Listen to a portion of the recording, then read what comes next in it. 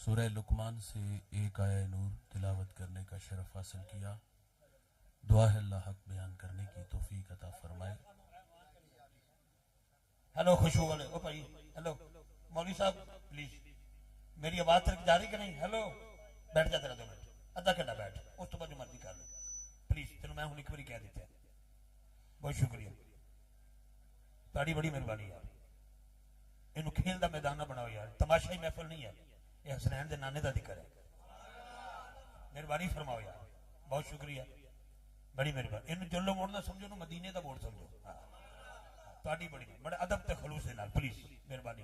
میں تواڈے پیراں تے ہاتھ رکھ کے گزارش کراں ترلا کمیٹی دا چیئرمین سمجھ لو مینوں بین الاقوامی ادھا پونا گھنٹہ سانوں سن لو پھر جدوں تسی آکھو گے تواڈے مزاج دے مطابق ہو جاواں گے. مہربانی. ارشاد باری تعالیٰ ہے کئی لوگ ایسے ہیں جو مقصد حیات سے غافل کرنے والی باتوں کا بیپار کرتے ہیں تاکہ لوگ بھٹکتے رہیں خدا کی راہ سے بے خبر ہو کر اور اس کا مذاق اڑاتے رہیں. اولئک لہم عذاب مہین. فرمایا ایسے لوگوں کے لیے رسوا کرنے والا عذاب ہے. علامہ آلوسی اور دیگر مفسرین اس آیہ مبارکہ کا شان نزول بیان کرتے ہیں. یہ آیہ مبارکہ مکہ کا ایک متمول شخص جس کا نام نضر بن حارث ہے, یہ اس کے حق میں نازل ہوئی ہے. اصل معاملہ یہ تھا کہ حضور کی جلوہ گری سے پہلے یہ جہاں جہاں نہیں تھا. وہ کیا سید سلیم گیلانی نے کہا تھا کہ زیست یخ بستہ تھی تاریک نہا خانوں میں, ایک کرن پھوٹی اجالا ہوا ایوانوں میں, زہر آلود فضائیں تھی نمو سے آری, آپ آئے تو بہار آ گئی ویرانوں میں, کس نے اللہ سے ٹوٹا ہوا رشتہ جوڑا, ان سا محسن نہ فرشتوں میں نہ انسانوں میں. پوری دنیا میں اندھیرے تھے, آقا تشریف لاتے ہیں اور مکہ کے گٹاٹوب اندھیروں میں توحید کا چراغ جلاتے ہیں. پھر اتنے اجالے انوار اترے کہ جو لوگ در در پہ دھکے کھا رہے تھے, آقا کی صدائے دل نواز نے انہیں کھینچ کے ایک خدا کے آگے جھکنا سکھا دیا. میرے نبی صلی اللہ علیہ وسلم کار نبوت کی ذمہ داریاں سر انجام دینے کے لیے میدان عمل میں ہیں. قولوا لا الہ الا اللہ تفلحوا کی صدا جزیرہ عرب میں گونج اٹھی. تو جس شخص کو سب سے پہلے ایمان نصیب ہوا, ایمان لانے میں جس نے سبقت اختیار کی, وہ بہت بڑا نام, وہ اس امت کا پہلا صوفی بھی ہے, صحابی بھی ہے, وہ راست رو بھی ہے, وہ راست گو بھی ہے, وہ معاملات دنیا کو سلجھانے کا ڈھب اور سلیقہ بھی جانتا ہے. میرے نبی نے اس جوان کی تعریف کی, فرمایا میں نے جس کو بھی دین دیا اس نے تعامل سے تردد سے کام لیا, لیکن فرمایا ابو بکر وہ جوان ہے, میں نے دین دیا اس نے جھولی میں ڈال لیا. فرد واحد سے لوگ ایمان لانے لگے, اسلام نشو و نما پانے لگا. مخالفین اسلام دشمن وہ باہم جڑ بیٹھے اور انہوں نے معاذ اللہ کہا کہ ہم بانی اسلام کو صفحہ ہستی سے مٹا دیں گے. اس شمع کے گرد جو مٹھی بر پروانے ہیں ہم انہیں خاک میں ملا دیں گے. لیکن وہ کیا کسی نے خوب کہا کہ فانوس بن کے جس کی حفاظت ہوا کرے, وہ شمع کیا بجھے جسے روشن خدا کرے, اور جدا ذکر خدا بلند کرے کیڑا جمعہ اس نو بند کرے, او دے ذکر دا محافظ آپ خدا پڑھو لا الہ محمد الرسول اللہ. ہزارہا مخالفتوں کے باوجود اسلام پھیلا, اسلام نشو و نما پاتا رہا. میں نے جس شخص کا نام لیا نضر بن حارث, جس کے حق میں یہ آیہ مبارکہ نازل ہوئی. یہ تاجر تھا اور یہ تجارت کے لیے ملک شام ایران اس کا آنا جانا تھا. اس نے چال چلی, اس نے وہاں سے رستم و اسفندیار کی جنگی قصے کہانیاں خریدی. مکہ آیا, لوگوں کو جمع کیا اور جمع کر کے کہتا کہ تمہیں محمد صلی اللہ علیہ وسلم عاد و سمود کی کہانیاں سناتے ہیں, میرے پاس آؤ میں تمہیں اجمیوں کی کہانیاں سناؤں گا. یہ چال تھی اس کی, اور یہ لوگوں کو جمع کرتا اور جمع کر کے قصے کہانیاں سناتا. اس کے پاس ایک اور بھی چال تھی, اس کے پاس حسن کی پری پیکر باندیاں تھیں جن کا ناچ گانا لوگوں کو سناتا دکھاتا.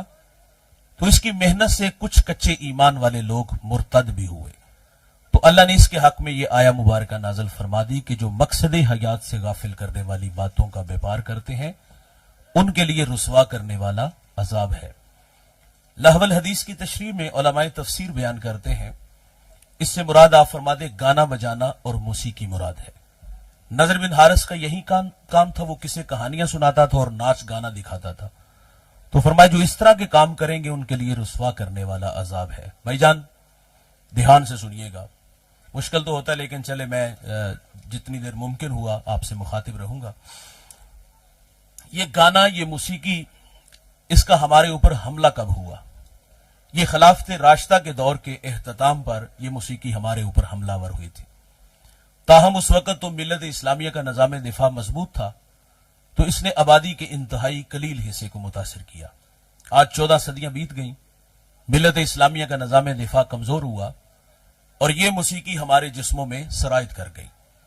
کل تک جو روح کی سزا تھی آج وہ روح کی غذا ہے. بقول اقبال کے وہ کہتے تھا جو نہ خوب بتدریج وہی خوب ہوا کہ غلامی میں بدل جاتا ہے قوموں کا ضمیر. کل تک جو روح کی سزا تھی آج وہ روح کی غذا ہے. آپ دیکھ لیں گانا گانے والے بچپن کا شوق اور اللہ کا فضل کہتے ہیں, سننے والے اس کو روح کی غذا کہتے ہیں. نہ گانا گانے والا غلط کہہ رہے نہ سننے والے اس کو گناہ جانتے ہیں. میرے نبی فرماتے ہیں کہ میں محمد تو آلات موسیقی کو توڑنے آیا ہوں, اور فرمایا جو باندیوں سے گانے سنے گا اللہ قیامت کے دن ان کے کانوں میں سیسا پگھلا کے ڈالے گا. سید عائشہ رضی اللہ تعالیٰ عنہ سے روایت, میرے نبی فرماتے جو اس حال میں مرا کہ وہ گانے سن رہا تھا, فرمایا مر جائے تو اس کا جنازہ بھی نہ پڑھو. عزت کی موت نہیں کہ بندہ گانے سنتا مرے. ہمارے گجراوالا میں ایک قاری قرآن تھے, قاری عبداللطیف جلالی رحمت اللہ علیہ, اللہ ان کی قبر پہ کروڑوں رحمتوں کا نزول فرمائے. آج سے تقریباً 1-1.5 اشرہ پہلے کی کہانی ہے. یکم رمضان, نماز فجر کا وقت, پہلی رکعت کا پہلا سجدہ, پیشانی اللہ کے حضور جھکی ہے, سبحان ربی الاعلیٰ کے نغمے ہیں. اللہ نے فرشتے کو بھیج دیا, فرشتہ روح کف سے انصری سے کھینچ کے لے گیا. اس حافظ نے, قاری نے دائی اجل کو لبیک حالت سجدہ میں کہا. قیامت کے دن جب اٹھے گا تو اس کے لبوں پر سبحان ربی الاعلیٰ کے نغمے ہوں گے. بھائی جان جیو شان سے, مرو ایمان سے. یہ کوئی موت نہیں کہ بندہ گانے سنتا مرے. فرمایا جو اس حال میں مرا کہ وہ گانے سن رہا تھا, مر جائے تو اس کا جنازہ بھی نہ پڑھو. امام منذری الترغیب و ترہیب میں ایک روایت لائے ہیں, یہ 6 صدی کے محدث ہیں, حدیث کی معتبر کتاب ہے. اللہ کے رسول صلی اللہ علیہ وسلم کی خدمت میں ایک نوجوان حاضر ہوا جس کا نامی اسم گرامی جو ہے وہ جابر بن سلیم تھا, اور پہلی ملاقات تھی اور اللہ نے میرے نبی کو یہ کمال بخشا تھا کہ پہلی ملاقات میں اپنا بنا لیتے تھے. یہ بات کسی اور طرف چلے گئی تو الترغیب میں یہ روایت ہے, میرے نبی فرماتے جو اس حال میں مرا. نہیں, میرے نبی نے فرمایا 2 آواز, یہ رضوی صاحب میرے لیے آزمائش ہوتی, جب شور ہو تو جو ہے وہ تقریر جو ہے وہ بعض اوقات بکھر بھی جاتی ہے, لیکن چلیں اللہ خیر فرمائے. تو بات یہ عرض کرنے لگا تھا, موسیقی پہ بات ہے. میرے نبی فرماتے 2 آوازیں قابل لعنت آوازیں ہیں, دھیان سے سنیے گا. ایک فرمائے خوشی کے وقت گانا, اور دوسرا فرمائے غم کے وقت بین کی آواز. یہ دنیا اور آخرت میں قابل لعنت آوازیں ہیں. دیکھیں اسلام خوشی سے منع نہیں کرتا, اسلام ہمیں رخصت دیتا ہے, نعمت ملے چرچا کرو. نعمت کے حصول پر منہ بسورنا نعمت کی بے قدری ہے. لیکن یہ بات پیش نظر رہے کہ اسلام غیرت مند دین ہے, وہ اپنے ماننے والوں کو بےہودگی کا درس نہیں دیتا. اسلام کہتا ہے میرے ہو تو میرے ہی بن کے رہو. آدھا تیتر آدھا بٹیر یہ اسلام کا مزاج نہیں ہے. تو اسلام خوشی سے منع نہیں کرتا. میں ایک مثال سے عرض کروں گا. شادی ہوئی, شادی کے بعد آرزوؤں کا ایک جہان ہوتا ہے. شادی کے بعد فوراً جو دل میں خواہش پیدا ہوتی ہے وہ کیا ہوتی ہے کہ اللہ ہمیں اولاد کی دولت سے نوازے, کیونکہ اولاد آنکھوں کی ٹھنڈک, اولاد من کا قرار, اولاد کو اسائے پیری کہتے ہیں, بڑھاپے کا سہارا کہتے ہیں. لیکن اللہ کی مرضی, اللہ کسی کو امتحان میں ڈال دے, 10-20 سال اولاد ہی نہ ہو.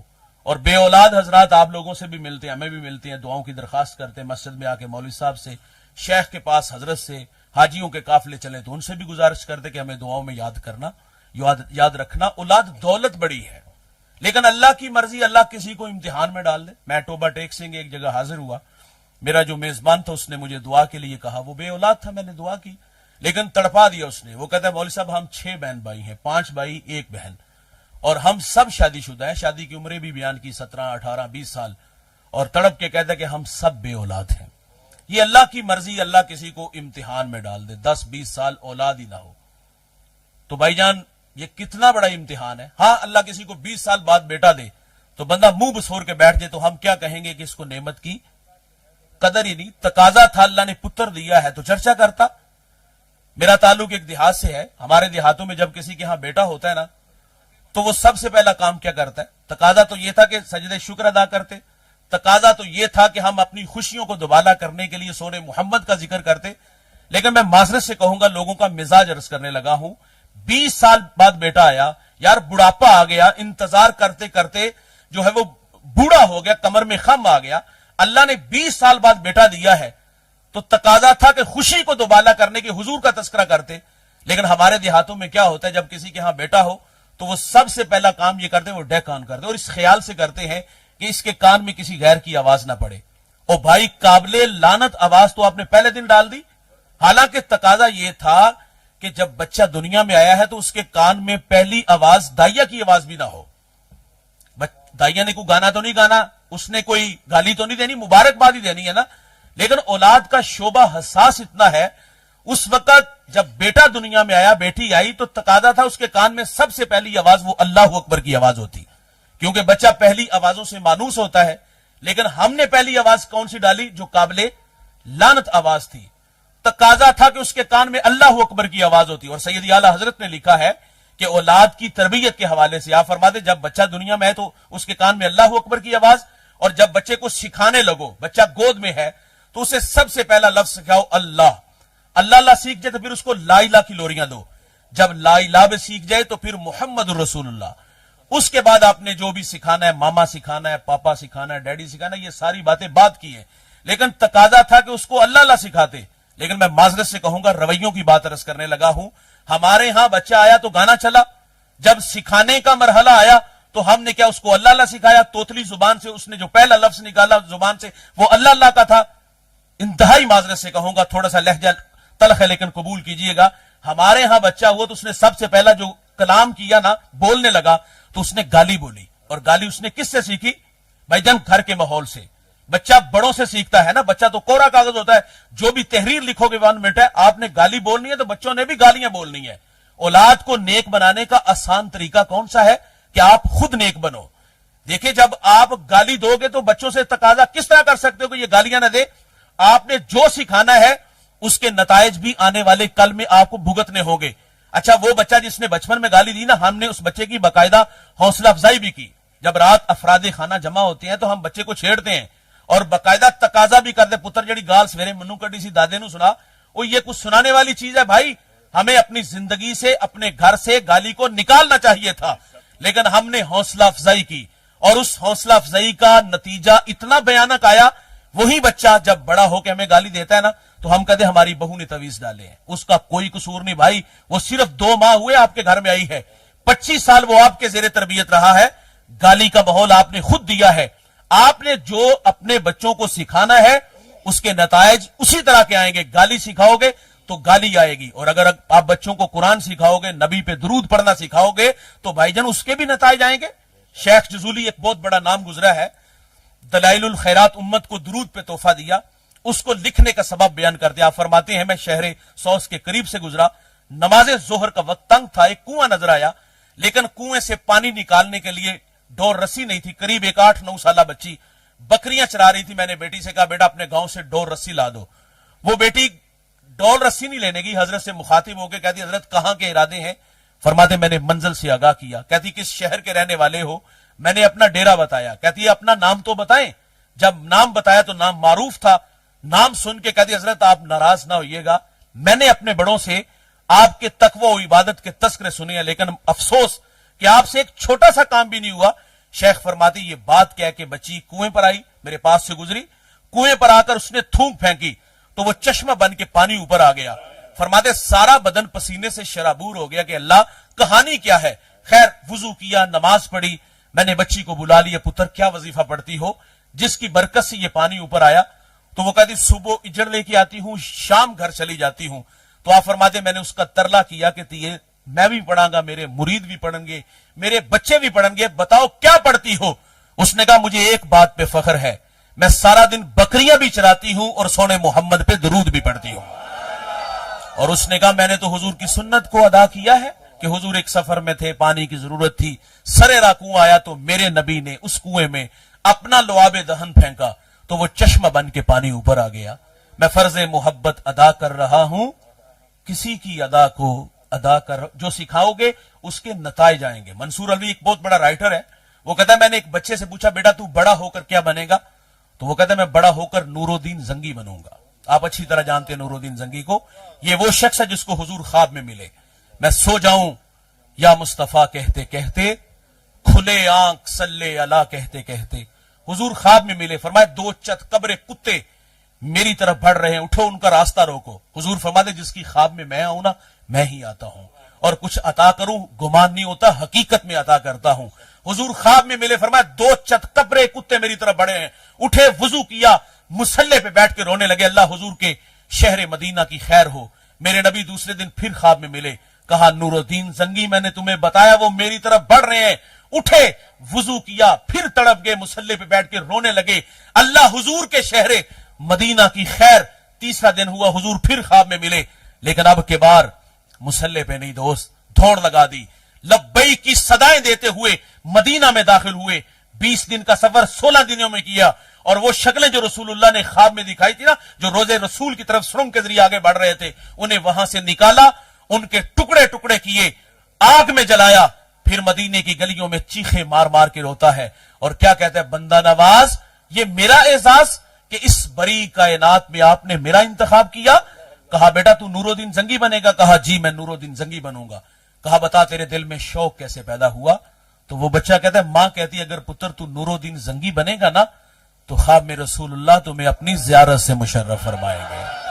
भाईजान आप जो अपने बच्चों को सिखाओगे, गालियां सिखाओगे तो गालियां आएंगी, कुरान सिखाओगे, नबी पे दरूद पढ़ना सिखाओगे तो उसके भी नताइज आपके सामने होंगे। हमारे यहां बच्चा हुआ तो गाना चला, भाईजान वही बच्चा 1 हफ्ता 10 दिन का हुआ तो हमारे घर में हिजड़े आ गए, या आ गए या ये बाकायदा बुलाए जाते हैं, और आ जाए या बुलाए जाए तो दोनों सूरतों में इन पर नोट निछावर होते हैं।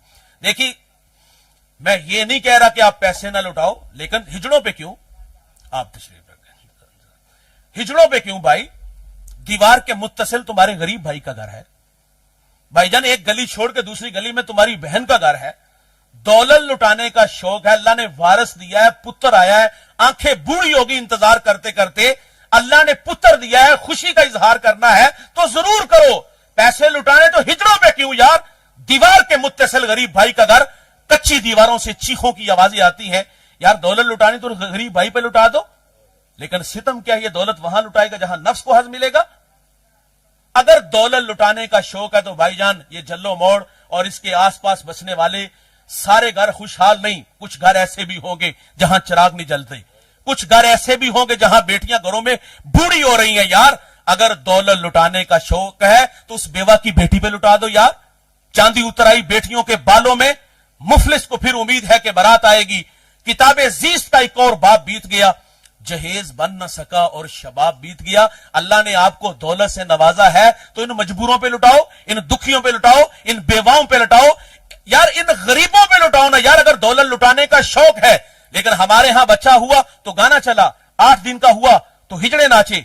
अच्छा वही बेटा जब बड़ा हुआ, शादी के काबिल हुआ, तो निकाह का मकसद था बुराई के आगे बंद बांधना, तो फिर ये खुशी का मौका था ना कि हमारा हमसाया मुल्क हिंदुस्तान, आप बिल्कुल आप बॉर्डर पे बैठे हो, तो यहां से हमने रसूमात ली हैं। भाईजान शादी का मकसद था, निकाह का मकसद था बुराई के आगे बंद बांधना, और जो तूफाने बदतमीजी इस मौका पर होती है, ढोलक की थाप पे मां बहन बेटियां भंगड़े डालती हैं। भाईजान हमसायगी में से किसी की जरूरत नहीं कि वो कहेगा जनाब थोड़ी सी आवाज कम कर लो, लजाजत से तरला किया है। तकाजा था, हमसायगी के बड़े हक होते हैं, तकाजा था कि उस पर शर्मिंदा होते, उनसे माजरत करते, बल्कि रुजू ले आते कि आइंदा ऐसा नहीं होगा। लेकिन रद्द अमल कितना गलत आता है, हम कहते गाना मेरे घर में चला, तुम्हें क्या तकलीफ, और फिर उबाशों को लेके मकान की छत पे चढ़ेगा और उस शरीफ आदमी की बेटियों को छेड़ेगा, आवाजें कसेगा, रोड़े अटकाएगा। ये है हमारे रवैये। हमारे यहां खुशी आई तो खुशी के इजहार के तरीके क्या हमने अपनाए यार? पुत्र बालिग हुआ तो निकाह की तकरीब पर हमने जनाब जो है वो उस मौका पर भी हमसायों को तंग किया, उस मौका पर भी हमने तूफान बदतमीजी मचाई। भाईजान बरकत वाला निकाह वो होता है, मेरे नबी फरमाते, जिसमें खर्च कम हो। सहाबा में सबसे अमीर सहाबी हैं हजरत अब्दुर्रहमान बिन औफ। वो इतने अमीर थे, चाहते तो पूरा पाकिस्तान खरीद लेते, इतनी दौलत थी उनके पास। हुजूर की खिदमत में हाजिर हुए, उनकी कमीज पर पीले रंग का निशान था। हुजूर फरमाते ये निशान किस चीज का? अर्ज की हुजूर मैंने निकाह किया और खुशबू लगाई तो ये रंग उसका है। तो मेरे नबी ने बहुत सारी दुआएं दी और साथ फरमाया कि आप वलीमा कर लो, चाहे एक बकरी ज़बह करके। हमारा हाल क्या, हम कहते शरीका दा लाल अपना पेट के लाल कर लो, और हम समझते कि इस साल की सबसे बड़ी शादी जिसमें लाखों नहीं करोड़ों रुपया हमने फेंका और उस पर माशरे से हमने दाद वसूल की, ये दावरे महशर क़यामत के मुनसिफ के सामने ये हिसाब देंगे। यहां लोगों के जज्बात को मजरूह किया गया। और भाईजान इस्लाम खुशी से मना नहीं करता भाई। इस्लाम कहता है नेमत मिले चर्चा करो। हमारे यहां बेटा हुआ तो गाना चला, 8 दिन का हुआ तो हिजड़े नाचे, वो बालिग हुआ तो उस मौका पर जो है वो शादी के मौका पर तूफानी बदतमीजी मचाई गई। क्या यह खुशी है? इस्लाम खुशी से मना नहीं करता। फरमाया 2 आवाजें काबिले लानत आवाजें हैं। एक फरमाया खुशी के वक्त गाना और दूसरा फरमाया गम के वक्त बैन की आवाज। मेरे नबी ने फरमाया था मेरी उम्मत पे एक ऐसा जमाना आएगा, लोग रेशम, जिना और गाने बजाने के आलात को हलाल करार देंगे। फरमाया ऐसा भी जमाना आएगा, लोग शराबें पिएंगे, नाम बदल देंगे, मौसीकी धुन होगी, तो फिर अल्लाह उस कौम के बेटों से नाराज हो जाएगा। सुनिएगा दोस्त, नाराजगी का इजहार कैसे होगा? अल्लाह उन्हें खींच के जमीन में ले जाएगा। माजी के दरीचों में झांक करके देखिएगा, एक खौफनाक सा मंजर आप लोगों के सामने आएगा। 2005 का झटका, और यह झटका जुजवी था भाईजान। मानसेरा से जिला बाग तक 1 लाख इंसानों की हड्डियां टूट गई। क्या हम भूल गए? सुहाग उजड़े, बच्चे यतीम हुए, अरमान कुचले गए। सखावत के देवता जो लोगों को सखावत कर दे, सुबह के उजाले में देखा गया कि हाथों में कशकोल लिए वो भी भीख मांग रहे थे। पुरानी कहानी नहीं, यह मंजर आपकी आंखों ने भी और मेरी आंखों ने भी देखा था। इतना बड़ा नुकसान। फरमाया जब शराब आम होगी, गाना आम होगा, तो फिर क्या होगा? अल्लाह उस कौम के बेटों से नाराज हो जाएगा। और नाराजगी का इजहार कैसे? अल्लाह उन्हें खींच के जमीन में ले जाएगा और बाज को खंजीर और अल्लाह बाज को बंदर बना देगा। इंसान जाहरी तौर पे खंजीर बंदर नहीं बनेगा, लेकिन खंजीर और बंदर की जो सफात है वो हजरत इंसान में आ जाएंगी। इल्मे हयातियात में लिखा है खंजीर की सबसे बड़ी सिफ्त वो बेगैरत और बेहया होता है। बंदर की सिफ्त वो नकाली करता है, एक्टिंग करता है। ये शोबिस की दुनिया, पॉप सिंगर, सुनाने सुनने वालों के मिजाज हम अच्छी तरह जानते हैं। फरमाया सबसे बड़ा नुकसान क्या होगा? उस कौम के बेटों से हया को छीन लिया जाएगा। और इकबाल दुआएं मांगता रहा, हया बाकी नहीं जमाने की आंख में, खुदा करे कि तेरी जवानी बेदाग रहे। तो फरमाया जब गाना आम होगा ना तो फिर हया छीन ली जाएगी। नाराजगी का इजहार कभी जमीन में खींच के ले जाया जाएगा। तो रूहों की गजा जवानों मौसीकी।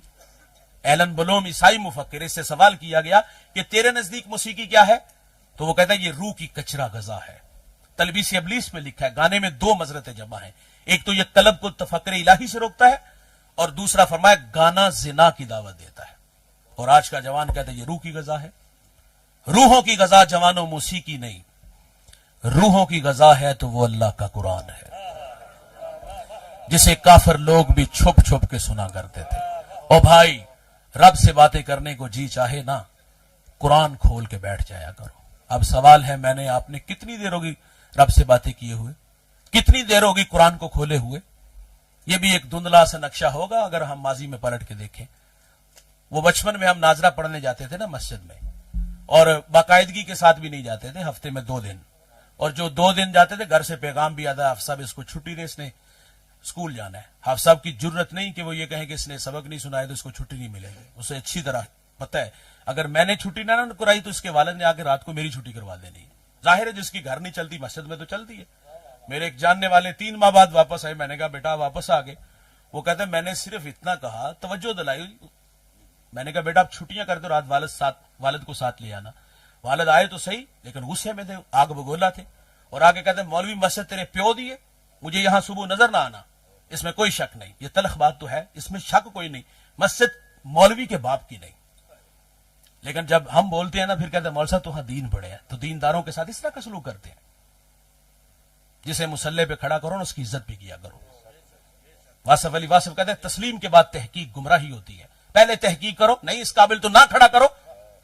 مسلح دو تو عزت بھی دو. ہم جبے بھی پھاڑتے ہیں, ہم پگڑیاں بھی اچھالتے ہیں. ہم کلام کریں تو کہتے ہیں مولوی دین پڑھے ہو. اگر مسجد مولوی کے باپ کی نہیں نا تو جو نماز پڑھنے آتے, یہ سوال تو ہمارا ان سے بھی ہے.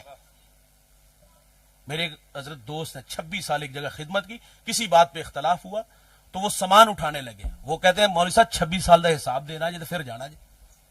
وہ جو حضرت کہتے تھے نا, میاں جی کہتے تھے, پیر جی کہتے تھے, دم کروانے آتے تھے, آنکھیں اٹھا کے ماتھے پہ لے آئے. کیا حساب لینا 26 سال کا؟ 26 سال تمہارے بچوں کو قرآن پڑھائے, اس کا حساب لینا ہے.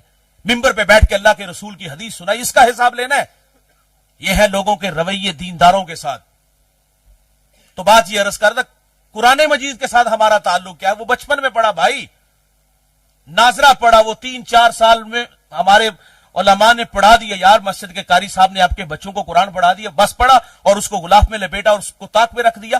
کیا یہ ہے ہمارا قرآن مجید کے ساتھ تعلق؟ ہاں دوبارہ رابطہ ہوتا ہے جب ہم بڑے ہوتے ہیں, جب ہم گھر بناتے ہیں, فیکٹری کارخانہ بناتے ہیں, تو بطور برکت ہم مسجد مدرسے سے بچوں کو لے آتے ہیں اور وہاں لا کر قرآن جو ہے وہ قرآن خوانی ہوتی ہے. اور ویسے ہمارے جامعہ میں ایسا نہیں ہوتا, ہم بچوں کو نہیں بھیجتے. مجھے اچھی طرح یاد ہے, میں 1997 میں قبلہ مصطفی صاحب کے پاس آیا. وہ قسم پرسی کا دور تھا. ہم چند لڑکے تھے جو دوسری شہروں سے آئے تھے. تو ایک سیٹ صاحب آئے, انہوں نے کہا میں نے فیکٹری ساتھ لے جانا. فرماتے میں نہیں بھیجتا. ظاہر ہے اس کی وجہ ہے بچے زیادہ تر مدارس میں آنے والے متوسط طبقے سے ہوتے ہیں. جب یہ گھروں میں جا کے فیکٹریوں میں پڑھیں گے تو وہاں کلف لگے کپڑے اور وہاں جو ہے وہ ماحول اور طرح کا ہوگا, تو یہ ان لوگوں سے مروب ہوں گے. جب ایک دیندار دنیا داروں سے مروب ہوں گے تو یہ ممبر پہ بیٹھ کے لوگوں کو کیا سکھائیں گے؟ تو فرماتے میں بچوں کو نہیں وہاں بھیجوں گا, یہ قبروں پہ پڑھنے کے لیے, فیکٹریوں میں پڑھنے کے لیے نہیں ہے, لوگ اعتماد کرتے ہیں. تو اس نے کہا مولوی صاحب میں یہاں چندہ دیتا ہوں. مطلب یہ کہ میں چندہ دیتا ہوں تو آپ کے بچے کھانا کھاتے ہیں, تو اگر میں چندہ روک لوں گا تو پھر وہ سلسلہ بھی رک جائے گا. حضرت نے بڑی بے نیازی سے اس زمانے میں کہا تھا. آپ فرماتے ہیں کہ جتنا دیا گن کے لے لو, لیکن میں اپنے بچوں کو قبروں پہ یا فیکٹریوں میں پڑھنے کے لیے نہیں بھیجوں گا. تو معاملہ کیا ہے, ہم بڑے ہوئے تو ہم نے پھر دوبارہ قرآن سے رابطہ کیا. بطور برکت کے لیے ہم نے قرآن خوانی گھر, فیکٹری, کارخانے میں پڑھا, اور وہ بھی خود نہیں پڑھا, وہ بھی مسجد مدرسے سے لا کے پڑھوایا. یہ ہے ہمارا اس کتاب سے تعلق. اور بھائی یہ کتاب زندہ ہے, یہ کتاب ہدایت ہے, یہ کتاب انقلاب ہے. اس کتاب سے اپنا تعلق جوڑو. روحوں کی غذا موسیقی نہیں, روحوں کی غذا اللہ کا. میرے نبی نے حجۃ الوداع کے خطبہ میں اپنی امت سے خطاب فرمایا, 2 چیزوں سے وابستہ رہو گے گمراہ نہیں ہوگے, چشمے اقوام عالم کے اندر رسوا نہیں ہوگے. مسلم امہ کو کیا پیغام دیا؟ فرمایا میری اطرت سے پیار کرنا, اور دوسرا فرمایا قرآن مجید سے محبت کرنا. آج دیکھ لیں اس کتاب سے ہمارا تعلق کیا ہے. پوری دنیا میں ہماری رسوائی کا جو سب سے بڑا سبب ہے, اس کتاب سے تعلق کمزور کرنے کی وجہ سے. اقبال شکوہ جواب شکوہ میں کہتا ہے نا کہ تیرے کعبے کو جبینوں سے بسایا ہم نے, نوع انسانی کو غلامی سے چھڑایا ہم نے, صفحہ دہر سے باطل کو مٹایا ہم نے, تیرے قرآن کو سینوں سے لگایا ہم نے. پھر بھی ہم سے گلا ہے, ہم وفادار نہیں, ہم وفادار نہیں, تو بھی تو دلدار نہیں. تو جواب کیا آتا ہے, یہاں صیغہ بدلا ہے کہ میرے کعبے کو جبینوں سے بسایا کس نے, نوع انسانی کو غلامی سے چھڑایا کس نے, صفحہ دہر سے باطل کو مٹایا کس نے, میرے قرآن کو سینوں سے لگایا کس نے. تھے وہ آبا تمہارے مگر تم کیا ہو, ہاتھ پہ ہاتھ درے منتظر فردا ہو, اور وہ معزز تھے زمانے میں مسلمان ہو کر, ہم خار ہوئے تارک قرآن ہو کر. ہماری ذلت رسوائی کا سبب میرے بھائی اس کتاب سے اپنا تعلق کمزور کرنے کی وجہ سے ہے. آئیے دوست اس کتاب زندہ سے اپنا تعلق مضبوط کریں. آج کی اس بزم میں ہم سب وعدہ کریں کہ ہم آج کے بعد گانا نہیں سنیں گے. تلاشی لیجئے گا اپنے موبائلوں کی, جو مواد جو اللہ رسول کو پسند ہے نکالو یار, اچھے لوگوں کو سننے کا مزاج بناؤ. تو آج کی اس بزم میں میں اور آپ وعدہ کریں کہ ہم آج کے بعد گانا نہیں سنیں گے. کیا سنیں گے؟ نبی کا فرمان سنیں گے, اللہ کا قرآن سنیں گے. اللہ تعالیٰ سے دعا ہے اللہ مجھے آپ کو عمل کے جذبوں سے مالا مال فرمائے. بھائی کمال, بسم اللہ جی. سامعین گرامی معزز حاضرین, بہت شکریہ حضرت.